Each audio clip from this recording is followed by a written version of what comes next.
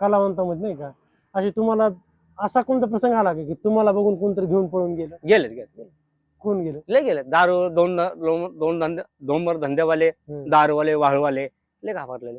एखादा किस्सा सांगा ना, असा पळून गेला कोणता. मी खाली गेलो फिरायला. कुठं? गंगाखेड साईडला. नमस्कार. नमस्कार. तुमचं बोल धडक बेधडक मध्ये स्वागत आहे. स्वागत. राम राम. बरं राम राम. चाललंय का सगळं? बरं चाललंय.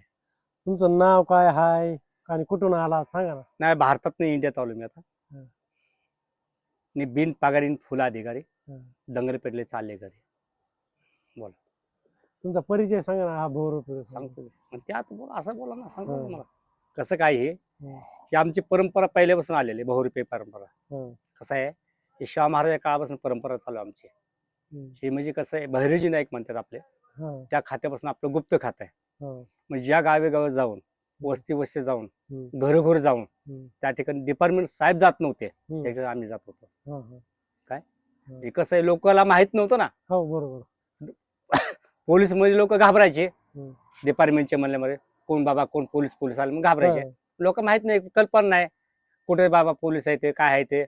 त्या गावात घरी जायचो आम्ही, त्या लोकांना मनगुमजून करायचो. बाबा हे बघा, आम्ही झिरो पोलीस आहे, बिन पगारी फुल अधिकारी दंगलपेटले चालले घरी. कसं आहे, तुम्ही काही घाबरू नका, आम्ही काय ती काय माणूसच आहे. अशी लोक हुशार केल्यात. बरं का, घाबरायचं नाही, काय करायचं नाही. बाया मुलं लोक दार लावून बसायचे. आम्हाला बघितलं, पोलीस आले दार लावून बसायचे घरी. दान धर्म मध्ये पोलीस आले तर कोणी बाहेर येत नव्हतं. गावात आम्ही फिरून मोकळं जायचो.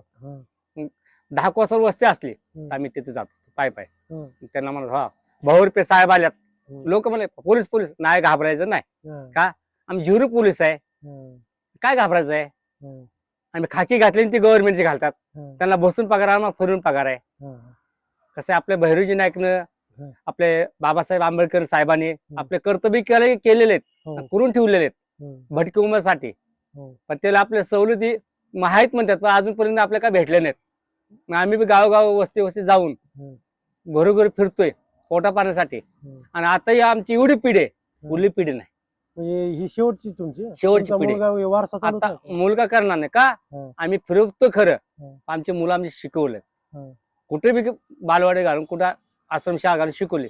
एक पोरगा मला 12वीला आहे आणि एक पोरगा शिका टाकला होता, एका जरा अपंग आहे, त्या मुलाला काही शिक्षण देता आलं नाही. एक पोरगा 12वी शिकतोय. आता ते 12वी शिकून पुढे काय त्याच्या नशिबात काय करीन ते काय कोणाला सांगता येणार नाही.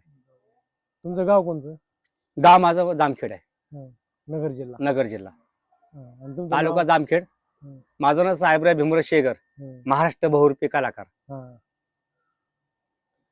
आणि ही कला आता तुमच्या तुमचे मुलं चालवणार? आता मुलं काय चालवणार नाहीत, आता एवढीच पिढीला आहे.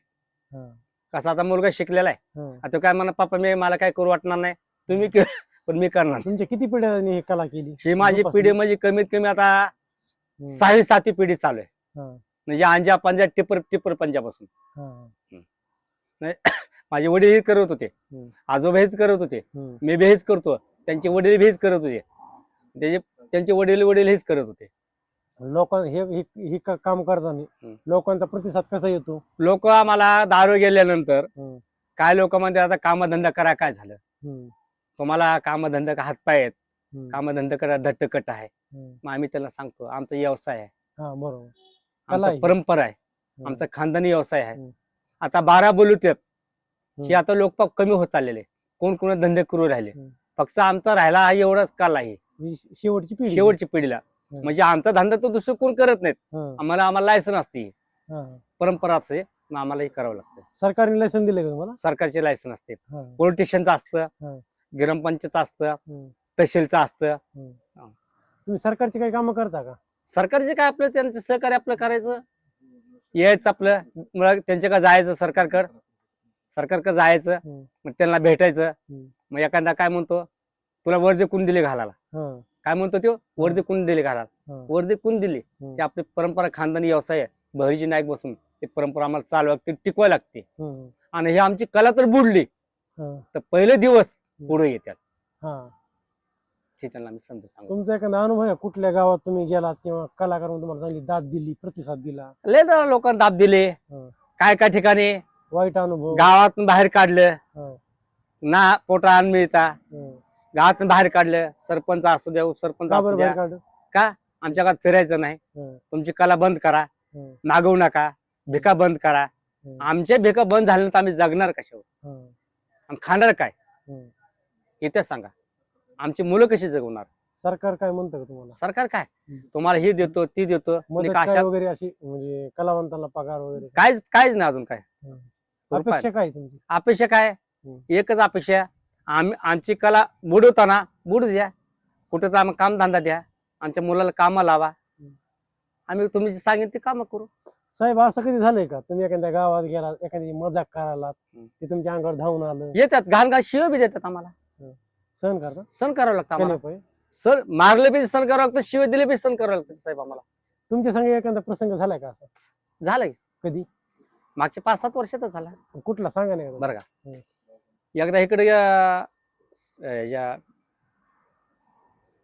सांगली जिल्ह्यात गेलो, हं, तिथे फिरलं असं एक घर होतं, हं, दारात गेलो, हं, मग तिथे तुमच्यासारख्या जेवाय बसल्यात, हं, चला म्हणलं साहेब आलेत म्हणलं. हं, साहेब आले म्हणलं तर मला ए तुला कोणी सांगितलं मला अंडाच्या इथं यायचं? हं, कोणी सांगितलं म्हणलं आम्हाला आमचा धर्म आहे म्हणलं, हं. तुमचं शिवाय समज काय म्हणलं आम्हाला, हा बरं. तुम्ही द्या अगर ना द्या, हं, आमचे तुमचे बळजोर नाही, हं. दिलं जीव नाही दिलं चाल पुढं. हं, मग एक शिवून 2-4 शिवे दिले त्याने, हं, त्याची आई त्याला खावळली, हं, म्हणले संतोष म्हणले हा ह्यांचा धर्म आहे म्हणले, हं, देण्यात नको देऊ, शिव देऊ नको म्हणले, हं. आणि त्यांच्या धर्माच्या आड तो म्हणू नको. उद्या तुझ्या कर्मात ते आलं असतं तू काय केलं असतं म्हणले, हा अगदी बरोबर. तुझ्या कर्मात ते आलं असतं तू काय केलं असतं, मी कशा केलं असतं म्हणला ते. हं, म्हणले पप्पा आला त्याचा, हं, एवढे घमंडीने गर्व करू नको म्हणला, त्याचा व्यवसाय तो करणार मला हं, आणि त्याचं पोट जगतं मला, हं, बायका पोरं नेऊन खोंगा खोंगा करून ते जगवतो मला, आणि आपल्याला शेती दिलेली आहे मला हं, आणि त्याला झोळी दिलेली आहे मला. हं. आपल्या ठिकाणी त्याला शेती दिली असते आणि आपल्याला ती दिली असतं, आपण त्या दारात गेलो असतो म्हणून. नसतं. त्या करता मला हं. मग तरी काय नाही बोलला तो, हं. बरं घाण शब्द बोलला तो. हं, मग त्याच्या मम्मीला पप्पाला म्हणलं नका तुमच्या वाद करू, भांडण नका करू, हं. माझ्या धर्माबद्दल मी इथून निघून जातो. तुमच्या कलेला जुनी लोक प्रतिसाद देत होती का आताची लोक? जुनी देत होते, जुनी कलेची वाव देणार होती? वाव देणार होते, हं. आणि पहिली लोक हं, दारात गेलं हं, सुपानं धान्य देत होते, हं, काय भाकरी तुकड्या 1 न 2 द्यायचे. हं. आता तोंडा भाकर मागितली तर लोक म्हणते भाकरी केल्या नाहीत. आता प्रत्येकाची दारा लावलीच असते. माहित मग कोण चालू असतं ते असतंच का. हं. पूर्वीची लोक चांगली होती. आणि आता सध्या हं, 100तून हं. 10 लोक दान करणारे आहेत, नाहीच नाही. हा बरोबर. भाकर माहितली म्हणा, काय धान्य माहितलं म्हणा, पैसे माहितलं म्हणा, धान देणारे आहेत. आणि जे आताचा नवीन समाज आहे, ह्या समाजाकडून तुमची अपेक्षा काय आहे? ह्या समाजाकडून आमची अपेक्षा एकच आहे, हं, तुम्ही म्हणता आमचं समज बंद करू, हं, मग तुम्ही आम्हाला काही तो काम लावा, हं, आम्ही भटकत फिरण्यापेक्षा कुठं तर आम्हाला जागा द्या, घरकुल द्या, त्या ठिकाणी आम्ही तिथं राहू, ठायबशी होऊ, आणि तिथं आम्ही कुठं तर कामं करू, नाही तर कुठं तर मुलांना कामधंदा करू, आम्ही कामधंद्यात कुठल्या हॉटेलवर कामं राहू, तुमच्या इतिहास असं असलं तर. हं. आता आता मोबाईलचा जमाना आलाय, लोक बाहेर येत नाहीत. आता तुमच्या कामावर काय परिणाम आहे याचा? आता आमच्या परिणामावर दारात जायचं, हं. हाक मारले, आले ठीक, ना आले चला पुढं. मोबाईल बघणार, हे कॉमेडी बघणार, ती कॉमेडी बघणार, हा, आणि त्याची बिझी राहणार, आमच्याकडे लक्ष देणारच नाही ते, हा. आणि आमच्या कॉमेडी कोण लक्ष टाकणारच नाही. हं. ह्या कान्या ह्या काना सोडून देणार, हा. त्याच्या मार्गात ते आपल्या मार्गात आपण. आताची जी पिढी आली, आता जे पिढीला तर सांगतो, हं, ह्या आता पिढीला तर काय खरं नाही. हं, मोबाईल. हा, आता जे लहान मुलगा तर वर्षाचा असला त्याच्याकडे मोबाईल आहे, हं, बरं का. हं. आता पिढी चालन 10-5 वर्ष अशी, हं, पण पुढली पिढीला हं, ते मोबाईल पूर्ण बिघडणार आहेत. हं. हं. तुम्ही असे ह्या कलावंतामध्ये नाही का, असे तुम्हाला असा कोणता प्रसंग आला का की तुम्हाला बघून कोणतरी घेऊन पळून गेलं? गेलेत कोण गेलं? लय गेले. दारू दोन धंदेवाले, हं. दारूवाले, वाळूवाले लय घाबरलेले. एखादा किस्सा सांगा ना, असा पळून गेलेला कोणता? मी खाली गेलो फिरायला, हं, कुठं हं. गंगाखेड साईडला. हं, कुठं गंगाखेड साईडला गेलो, गंगाखेड साईडला गेलो, आणि तिथं वाळू भरत लोक. हा, हा, काय भरत होते? वाळू. हा, वाळू भरत होतात ती वरच्या टप्प्याला भरायचे, हा, आणि आम्ही तिथून नांजीत पलीकडे आलो. आता हं. काय आम्हाला देतील 10-5 रुपये ह्या आशाने आम्ही जायचं. हा. गेल्यानंतर तिथं आगबूड चालू पाण्यात, हा. आगबूड वाळू काढत चालू. हम्म. गेल्यानंतर आम्ही तिथनं नाजेत उतरलो. हम्म. आणि मला आता टोपी काढली, हम्म. आता ड्रेस हातात हम्म. आणि अशी पिशवी हातात. हम्म. आणि ते चाललोच आम्ही. हम्म. सर आम्ही वर चाललो त्यांच्याकडे. हम्म. आता आम्हाला काय माहिती त्यांचं काय लपड व्हायचं ते मोहर, बरं का. हा. ह्याने काय केलं, हं. डायरेक्ट त्या आगबुटून उड्या टाकल्या पाण्यात हा. आणि आगबुट बंद पडायचं टायमाला. हा. ट्रका खाली ओतून टाकल्या. हा. उतून टाकल्या, देवावश्यक कोणाला सांग, हा. उतून टाकल्या. हा. उठून टाकल्यानंतर पुढे गेल्यानंतर ठेकेदार होता वर ऑफिसमध्ये. ठेकेदारानं सरळ आला. आलं तर मग एक माणूस होता, तुम्ही कोण आहे, बहुरूपी आहेत म्हणलं. हात जोड तुम्हाला तुमच्या, एखादं आमचं मेल असतं मला इथं.